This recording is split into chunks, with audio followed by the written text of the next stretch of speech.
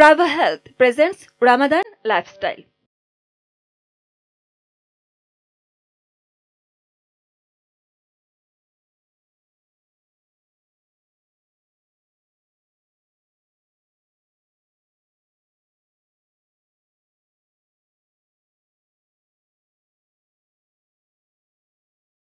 আসসালামু আলাইকুম রমজানুল মুবারক।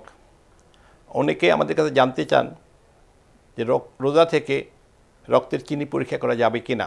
রোজা থাকা অবস্থায় যদি কোনো সময় খুব খারাপ লাগে তখন অবশ্যই ব্লাড সুগার পরীক্ষা করবেন, এতে রোজার কোনো ক্ষতি হবে না।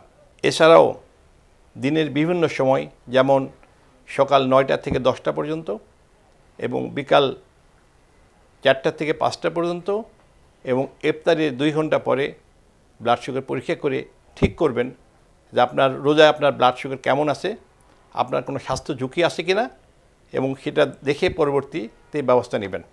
Brought to you by Prava Health.